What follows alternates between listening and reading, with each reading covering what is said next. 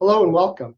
I'm Dr. Michael Fingerhood. On behalf of CME Outfitters, I would like to welcome you and thank you for joining us today for the CME briefcase entitled People Living with HIV and Substance Use Disorder, Addressing Barriers to Viral Suppression. Today's program is supported by an educational grant from Gilead Sciences Incorporated. Again, Michael Fingerhood, I'm the director of the Division of Addiction Medicine, Professor of Medicine and Public Health at Johns Hopkins Baby Medical Center in Baltimore, and I'll be the moderator for today's activity. Delighted to be joined today by my distinguished colleague, Dr. Carol Dawson-Rose. Dr. Dawson-Rose, could you please introduce yourself? Sure, thank you. Hello, and thank you, Dr. Fingerhood. My name is Carol Dawson-Rose. I am a professor and chair of the Department of Community Health Systems at the University of California, San Francisco in the School of Nursing. I want to review our learning objectives for this briefcase. They are inclusive of implementing strategies to overcome barriers to viral suppression in people living with HIV who have co-occurring substance use disorders. Let's review our patient, Cassie, a 28-year-old, presented to reestablish care at the community health clinic after a prolonged absence. Hi, Cassie. My name's Carol, Dr. Carol Dawson-Rose.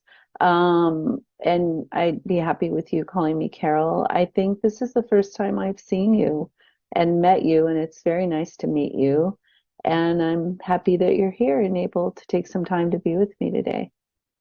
Hi, Carol. It's nice to meet you too. Great.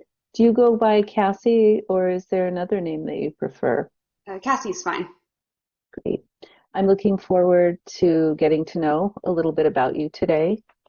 Thanks. I have some questions to ask you, Cassie, if that's okay. Yeah. Great. If you're open to it, I'd love to hear about some of the important things in your life, and to hear more about why you're here today. My hope and goal for our visit today is that we can work together to make sure any of the medical plans, that we're going to come up with fit into your life instead of asking you to fit into a medical plan that might not be right for you. Does that make sense? Yeah, okay. That makes sense now. I'm not sure what to tell you though. Like, do you want to know why I'm not taking any HIV meds or what? Yeah, well, that's part of what I'd like to hear at some point. And I know that's an important part of why you're here today, maybe. But I was thinking if we could start with you telling me a little bit about something that you like to do, something that you enjoy doing. Um, well, I like to paint. I used to paint a lot, especially during high school, but I don't get to do it very often now. Painting, that's a big event in people's lives. And it sounds like it's a great way to express yourself. What kinds of things do you like to paint? Well, I like to paint scenes of people like doing things together and just having fun. So like a family playing in a park or something. Um, and I like it because it just kind of helps me like relax and feel at peace. When I'm doing it, my mind is kind of like, I don't know, it goes quiet, but like in a good way. Mhm. And I get lost in it, like especially when I'm working on the little details. And yeah, I just feel like time kind of goes by and I don't even notice. And then I feel really good when it's done because like I've created something beautiful. I don't know. I guess it just maybe feels good to finish something for once. It sounds like painting has been really important for you, and it's more than just a hobby, if you will. I'd love to see maybe some examples of your work someday, if that's something you're open to bringing in and sharing or sharing online. Sure. Right. You mentioned, Kelsey, when you were talking earlier that you haven't been able to paint much lately. Can you tell me a little bit about what's keeping you from doing that? Um, well, I just like I have a lot of stuff going on with family Hmm. and work and stuff. Hmm. Can you tell me a little bit more about what's going on with family and work for you? Uh, well, my mom says that I have to clean up my act or she'll take my daughter away from me. So, I mean, I don't get to see her that much as is because my mom won't let me live there while I'm like this. And I don't like to see my daughter, I don't like my daughter to see me like this. So I have to get clean. I'm trying.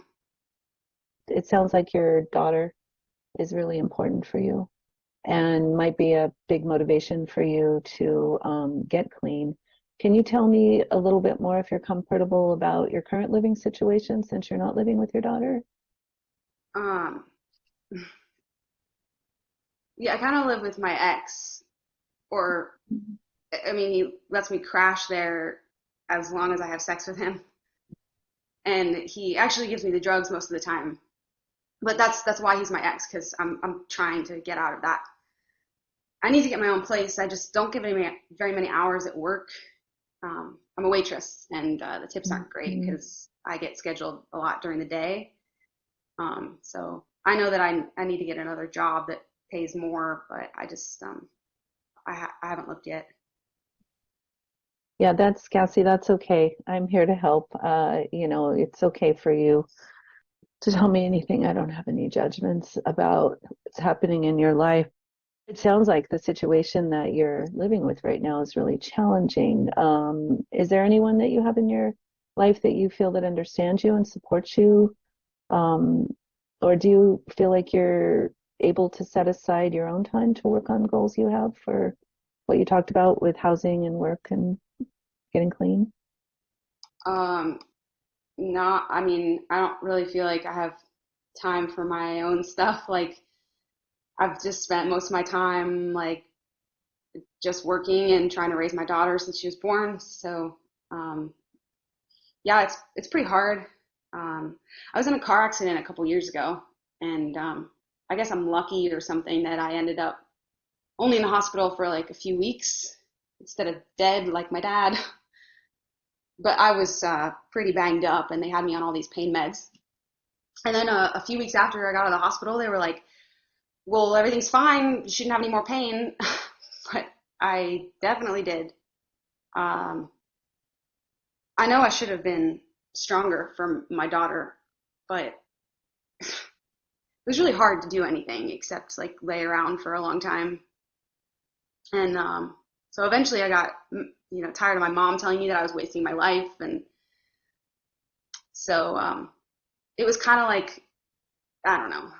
I knew that she pretty much hated me because I survived and my dad didn't. So I left and went to go stay with this guy who was really nice to me when no one else was.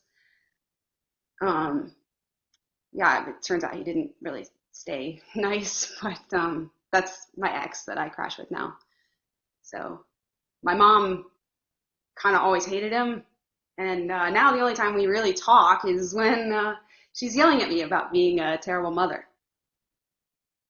Well, that sounds like that's a lot, Cassie. It sounds like the accident had a really big impact on your life. Your injury, your dad dying, your relationship with your mom, and subsequently your daughter, and that things have been really difficult since then.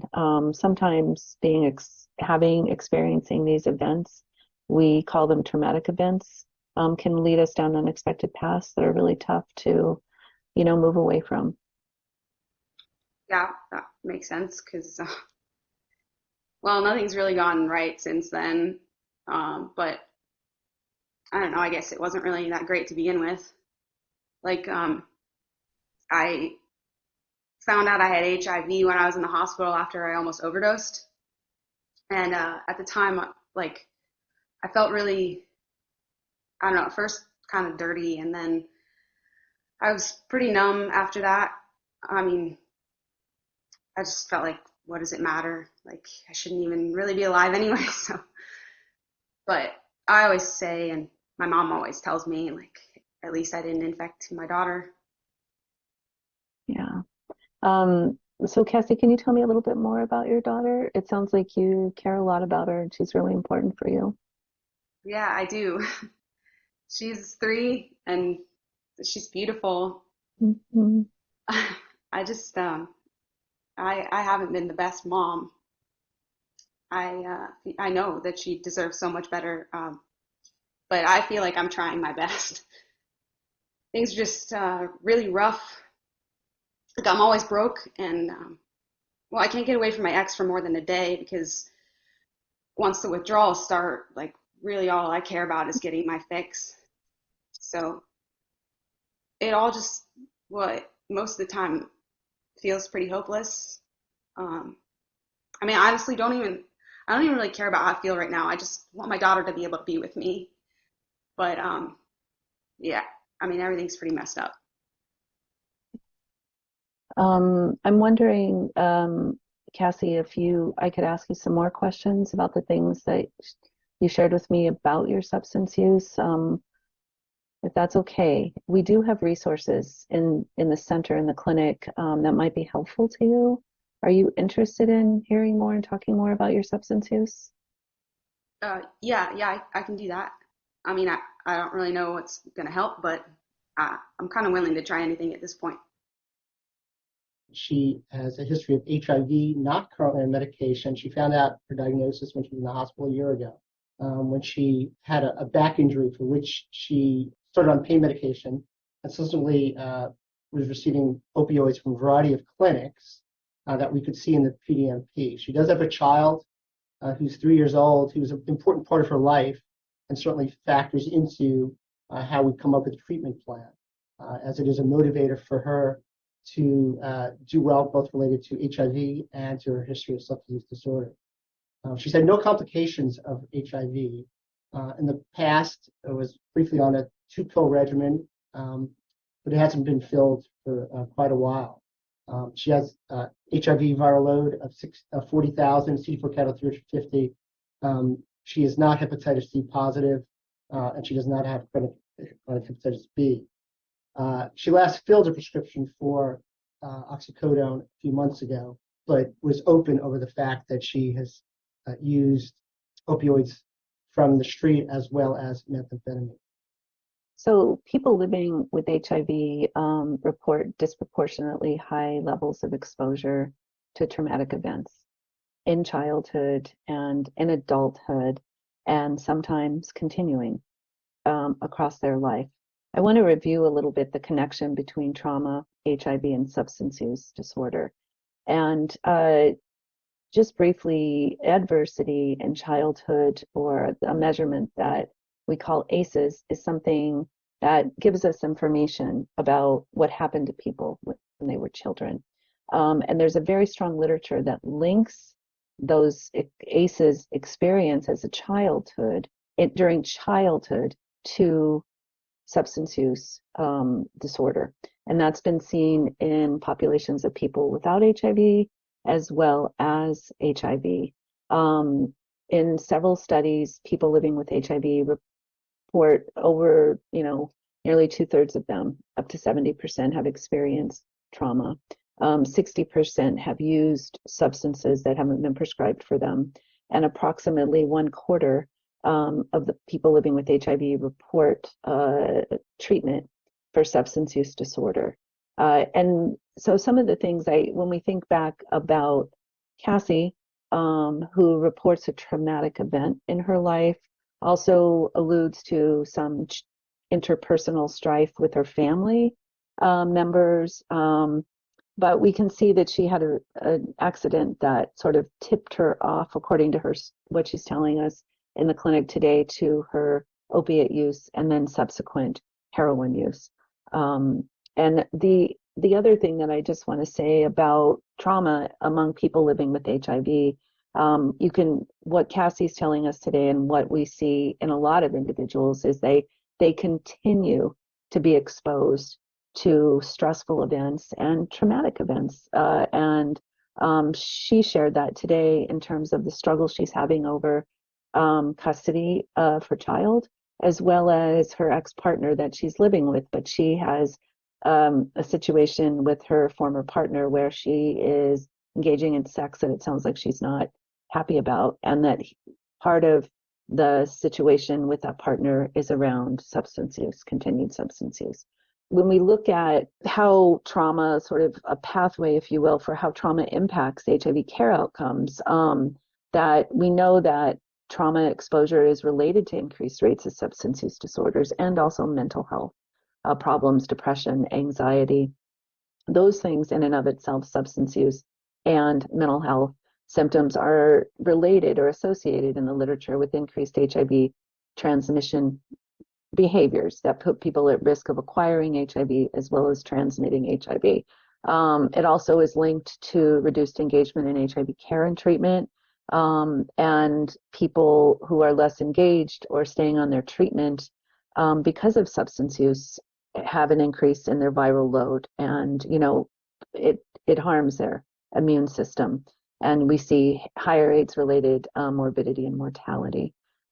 There, some of the other biological pieces that we see for substance use in HIV is reduced immune function, accelerated aging, and some neurocognitive decline, as well as more frequent opportunistic infections. And so in order to meet a treatment need, as Cassie expressed, I don't want to die from AIDS, it's really important for us to address substance use in this population of people living with HIV, and to be aware that trauma can impact that substance use. The discussion that we're going to have now is about trauma-informed care. I just wanted to clarify, in Cassie's case, there's physical trauma and there's emotional trauma. And I just want to clarify that it's in this circumstance where we have used the term trauma to refer to both. But when we talk about trauma-informed care, it's really trying to understand the emotional aspect of trauma, and that in most instances, there isn't necessarily any physical trauma that is related, although there was in Cassie's case. And really, trauma-informed care is trying to build rapport with patients, getting to know them as a person, becoming their advocate, and becoming a support for them. And it's all really based on carefully developing rapport and trust with patients. And it's very not judgmental as well. It's not blanket statements of what happened to you, but it's gaining understanding of individuals. It really opens up very emotional discussions. And it's not unusual to have visits in which all we talk about are ability to cope, and how she copes on a daily basis, and things like anticipatory coping, meaning knowing if there's a stressful situation coming up that might remind her of trauma, such as a certain day or a holiday. How are you going to work through this? So the trauma-informed perspective is really realizing that things that sometimes aren't predictable can really trigger strong emotions. Knowing how to come up with plans to stay safe, who to reach out to. For all patients with addiction, including HIV, most visits related to trauma-informed care, we discuss three things. We talk about undoing shame, because shame is a really strong component.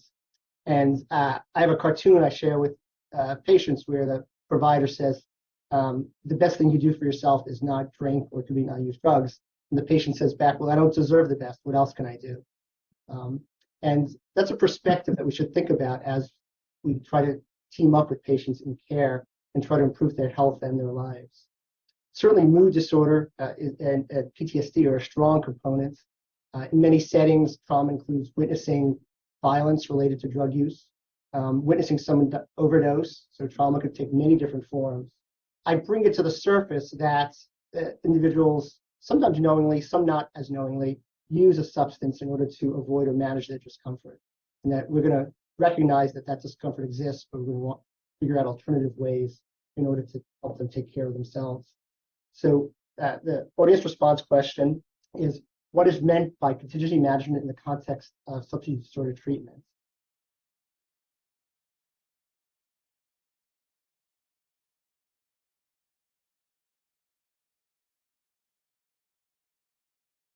So the correct answer is behavioral therapy is one aspect of offering conditioning or reward for behavior. You heard mentioned during Cassie's interview a mention of contingency management, and this was specifically mentioned as a treatment for stimulants, for methamphetamine. To date, we really don't have effective medications for stimulant use, such as methamphetamine, but more and more we have this tool called contingency management, which is a positive and really fits in with trauma-informed care and empowering patients. Historically, there used to be a punitive view of individuals with addiction, and that was in many realms, right? So we used to think that people with addiction are bad people, so the way to get them not to use was to incarcerate or punish them. And that even entered into treatment programs where, for instance, on some methadone treatment programs, if someone was found to be using another drug, they had their dose of methadone decreased. So that was punitive, right? And that's never been shown to be effective. But contingency management is a way of trying to reward positive behavior rather than punish negative behavior. The ability to give a reward, for an example, in this setting for Cassie, it might be if you're going to be doing urine drug screening and the urine drug screen is negative for a stimulant, that some reward is received. That reward can be monetary, it could be a prize, but it's a positive for not using a stimulant. Many of our lives work that same way, right? So we drive carefully so that our auto insurance policy installments are lower. It works on the same kind of idea of rewarding a contingency that we want by giving a reward. There are many research studies and actually even now grants allow in this context of treatment for contingency management to be used, including with financial incentives.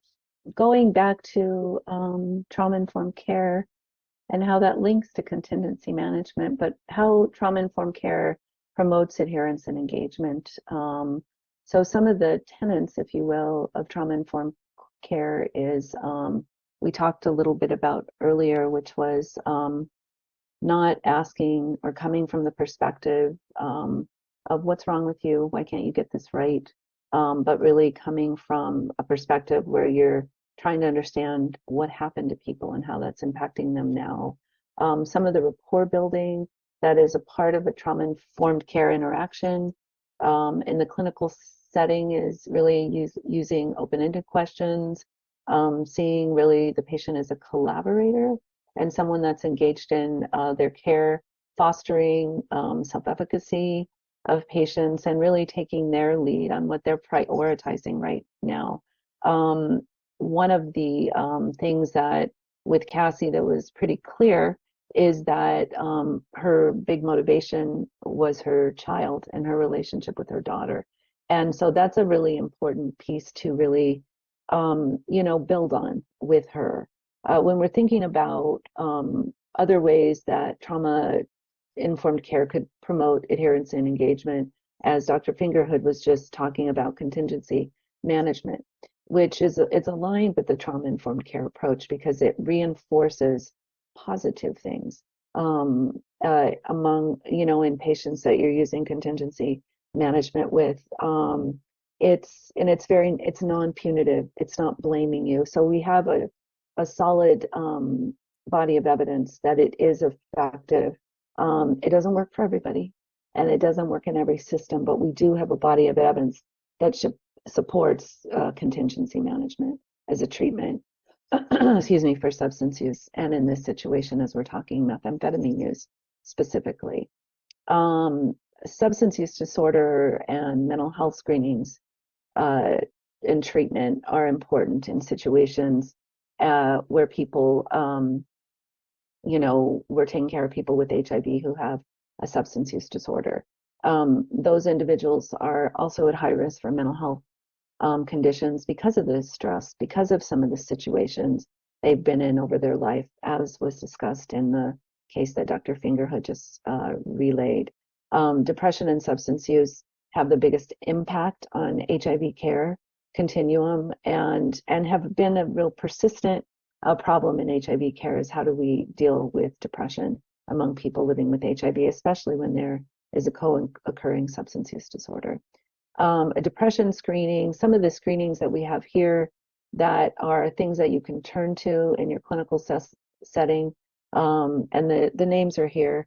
You can follow and look those up, but these are standardized measures that allow us to screen, to look at, what's the level of depression, symptoms that people have, anxiety, and then also can give us information about substance use and which substances people are using, whether or not people are using different substances, as in Cassie's situation where she reported use of heroin as well as methamphetamine and opiate use prior to her initiation. So let's reflect on what Cassie might need to know in a care plan for HIV and substance use disorder. and how we can incorporate some of the principles of trauma-informed care. And really, what opportunities do we have to incorporate trauma-informed care with Cassie? So mental health needs and Cassie's needs, as well as, excuse me, substance use disorder, what's happening with that, and then some therapeutic options for substance use disorder. I was going to add, I think without getting to know Cassie and without realizing her background, it might seem like, well, what's so hard about taking a single pill once a day? It's all in the context of everything else. And unless we address the context, there is no simpleness to taking a single pill once a day. That addressing all the other aspects of trying to help Cassie improve her life, figuring out what's meaningful for her, is really the crucial aspect. And once those are addressed and she feels better about herself and her situation, then it will be more matter of fact to be able to take a single pill once a day, I think. I mean, I think some of her needs and some of her motivations, and we mentioned earlier that a big part of her motivation is her relationship with her daughter. But another thing that she expressed willingness and motivation for was changing her living situation with her former partner, which she attributes to, it's related, to her safety, as well as a setting where the substance use is occurring on a regular basis. And so pulling together some of these options for, medication-assisted treatment, in this case buprenorphine, but then also creating a space where some of that stress can be alleviated if we're able to move her into a different housing situation, whether or not it's related to substance use treatment or just a different situation that's supported for her in order to embark on getting started on her medication and then maintaining it over time. In that same vein, I usually make sure that I'm congruent to what patients think by asking, like, what do you think what's the scenarios that would make it most likely that you would succeed as we try to do this? And making sure that I'm not missing something, even though things like housing and treatment with buprenorphine seem obvious, but I usually then make sure that I'm not missing something. Yeah, I think that's an important point. I think a lot of times in patients who have a substance use disorder, whenever they express any kind of readiness or openness to changing that, it seems like it's important. But I agree, it is important to find out what are the priorities or what are the pieces that Cassie in this situation would like to have be different. We have an audience response question for you that we'd like you to put in a response for, which is, after Cassie presents to the community health clinic today, what is the best recommendation for treating her substance use disorder?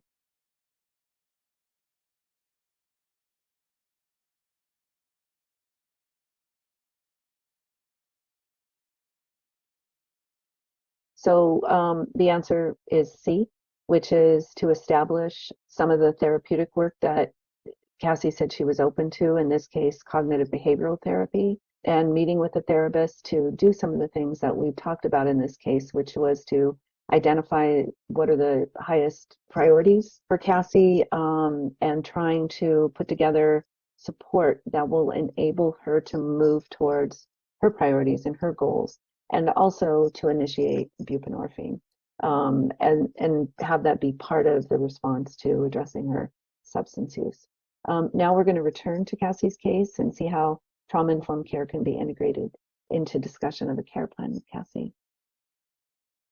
So Cassie, so that we can best figure out a treatment plan that could work for you, what would you say your goals are right now? Can you say a little bit about that? Well, I don't want to die of AIDS or anything. I want my daughter to have a better life. And I need to get clean and need to function and be able to work while doing that. So I don't know, basically fix everything. Yeah, everything sounds like a lot of pieces to look at once. Why don't we talk about one thing at a time and see how manageable that feels? Is that okay? Yeah, that's fine. Okay. So one thing that you brought up as an obstacle to changing your job and changing your relationship with your daughter was your substance use. Do you feel comfortable talking to me and exploring some options that could help you manage that piece? Uh-huh. Yeah. Yeah, we can talk about that. I don't want to go to a methadone clinic again though. Because like you miss one time and they basically say don't come back. Yeah, the methadone clinic is one option. If we want to start with treatment, medication treatment. But it sounds like that option didn't work well for you in the past, and it doesn't always work well for everybody. There are other medication-based treatment options, though, and one option that doesn't require you to go to the clinic every day is buprenorphine or Suboxone. It's similar to methadone. You take it every day, but at home, so you don't have to go to the clinic to dose. Okay. Does that work as well as methadone? Yeah, it does. It does work. And whether people use methadone or buprenorphine to help with opioid use, it usually depends on which options are available and fit your life circumstances best. That makes sense. Okay. If I wanted to try it, when could I start? Well, we could come up with a plan for starting it today. We have doctors and nurses on our team that have specialized training in starting buprenorphine with patients. We call it induction. And one of the things they're going to ask before you start is how long it's been since you used any opiate, including heroin or other things that you may have used. Because the best time to start the medication is when you're beginning to have withdrawal symptoms. And that's something you talked about earlier, having those symptoms. Yeah, yeah. And I think I'm starting to definitely feel it now. Okay. One thing that I want to make sure of is that we get you a naloxone kit. If you or someone else around you overdoses while using opiates, it's important to have it there because it could help reverse the effects of an overdose. Oh, okay. Yeah, I guess that makes sense. But do I need to see another doctor for all these things? No, I can provide those things as part of your visit today, and I'll develop a plan for you based on our discussion today. Oh, okay, cool. That's a little easier. So I also want to talk about, in addition, for your methamphetamine use. While we don't have similar medications that can assist you with treatment for methamphetamine use, we do offer a program that includes contingency management and cognitive behavioral therapy, which has been a helpful way for other people who use methamphetamines and want to stop use. Contingency management is a program we have through our clinic that offers a reward or an incentive for you for your continuation of treatment and the engagement with our care team. We also have a social worker that can work with you to find safe housing while you're working on these things, if that's something you're interested in. Yeah, well, yeah, I think that would be really, really helpful. And if there's a therapy that works with my schedule, then I might be able to make that work, but I don't think I can do too many appointments right now. And then also, what options do I have for HIV? Is there a cheap way that I can get treated? I mean, they talked about starting medication like back when I was diagnosed before, but it well, it just didn't work out. Sure. I'm happy to hear that, addressing your HIV is important for you. There are several once-a-day medications that work very effectively to suppress the virus and can help to support your immune system and keep it healthy and prevent you from getting other infections and dying, as you alluded to earlier.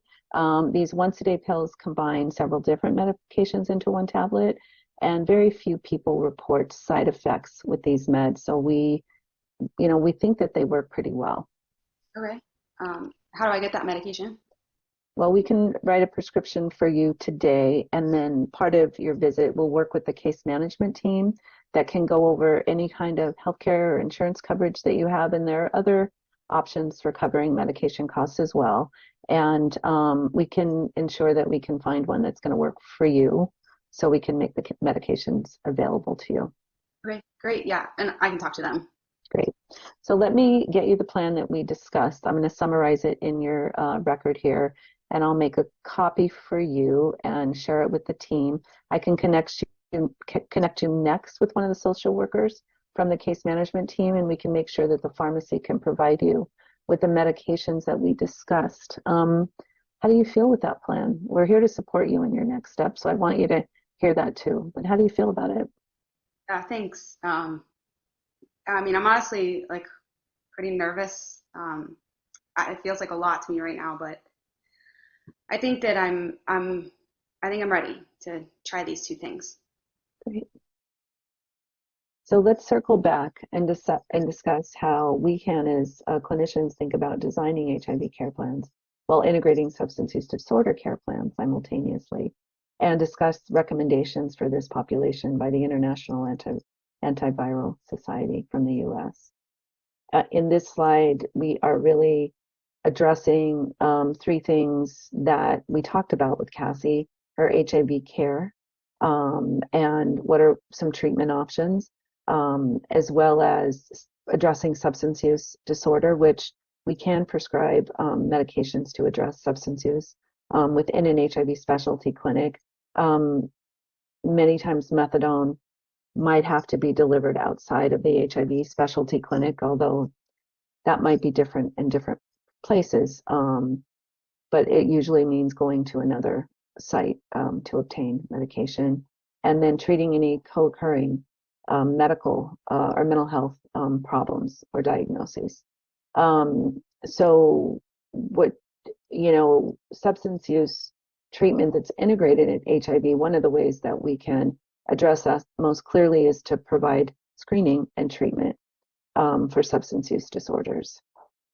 When we're looking at antiretroviral treatment options for patients with HIV and substance use, we know that people with substance use disorder who are also living with HIV are at a higher risk for non-adherence to therapy. And part of that is,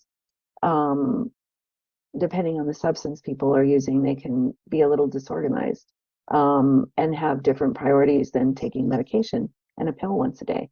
It's really important to individualize treatment plans that work for people. And, this might include options, as we talked to Cassie about, once a day treatment, which includes safe and effective combination HIV medications that have a few monitoring requirements. And we are taking a look on this slide at some data that look at treating people and starting treatment and how quickly viral load can change across time. And also really prioritizing the, having people, or encouraging and, addressing, maintenance and staying on the treatment for substance use disorders. Now we can talk a little bit about treatment for opiate use disorders that can be provided in your HIV clinic. These are our options, and you can see listed a fully agonist methadone, partial agonist buprenorphine, which we focused on, antagonist naltrexone, which really is not as well accepted, and the best data for medication saving lives in individuals with opiate disorder is with methadone and buprenorphine. Now, in Cassie's case, she opted for buprenorphine. She had been on methadone. Methadone means you have to go somewhere. Often, if someone has a child, that's more difficult, having to go somewhere every day. We did have some relaxation of take-home rules during this time of COVID, but a lot of those have been put back in place. Buprenorphine can be used with or without other behavioral interventions, but usually should be individualized based on patient need and how to optimize the likelihood of success. There's no longer an X waiver that's required in order to prescribe buprenorphine. And importantly, there are no drug interactions with HIV medications and buprenorphine, so no particular thought has to be given related to the changing of any dose or interaction.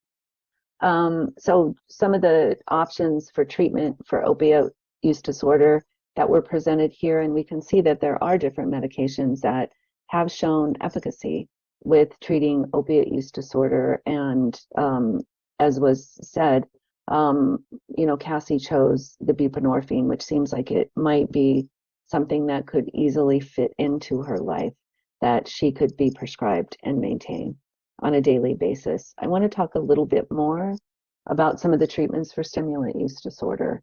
And what we talked about in the case with Cassie, which we know from the several studies that are going on and have gone on, that there's not sufficient evidence to recommend for or against pharmacotherapy for cocaine use, amphetamine use, methamphetamine use disorder.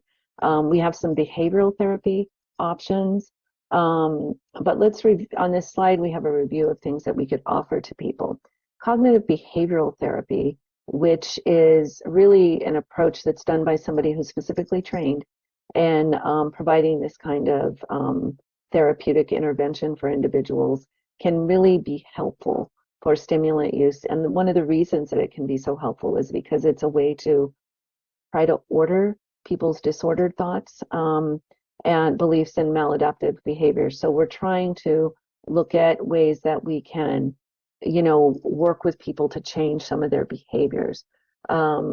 Recovery therapy or drug counseling and community enforcement, which is a way that some people are treated for substance use, and there are there's different kinds of results for drug counseling or community reinforcement. But it is important. It seems that it is an important area where people can learn how to refuse drugs in different situations, and then also really focusing on building social networks that are more focused on limiting substance use. And then we have contingency management. And contingency management seems to work really well. It's a positive reinforcement. And we were talking about that earlier. It's incentivized where people are asked to provide specimens. And we see in urine specimens that there is no, when they're tested, which can be done on site, we don't see any substances in the urine that they're giving us when they come into a setting. And we've done this through remote options as well, and there's different ways to enact that, and they've been very helpful. They seem to work best when they're linked to a therapeutic intervention, such as cognitive behavioral therapy. So let's review our treatment plan for Cassie. At the forefront, perhaps, from her words, that she doesn't want to lose custody of her daughter. And that really is, in her case, was above her concern about her health. Cognitive behavioral therapy will be helping to address these issues, and stimulant use as well. Buprenorphine will help with opioid use disorder, and as well as with adherence to treatment plans for cognitive behavioral therapy. And all these together will assist with her finding regular work and her ability to maintain a schedule that works for her and her child. So we often use the acronym SMART as we try to look at what we're trying to do in this individual patient. SMART stands for specific, measurable, attainable, relevant, and timely. And in a way, this is a summary of what we've tried to convey throughout this webinar. It's using an empathetic, non-judgmental, patient-centered approach, what will work for you, rather than dictating what we think is the right plan. And it provides needs and motivations for treatments for people living with HIV and also current substance disorders. Optimally, we should be integrating substance disorder treatment into treatment plans for HIV and doing it in the same setting. We need to individualize all of these pieces, HIV, substance disorder, and mental health, as we try to meet needs for every patient. And the background is clearly that in order for this to be effective, we have to do our best building rapport with our patients and recommend programs for community connection and involvement as well. Today's CMEO briefcase is part one of a four-part series of case-based activities. Be sure to check out the other activities: switching ART due to treatment resistance, team approach to addressing comorbidities in aging populations of people living with HIV, and antiretroviral therapy for people living with HIV who are pregnant or have childbearing potential. Be safe and take care of yourself so you can provide the best care possible for your patients.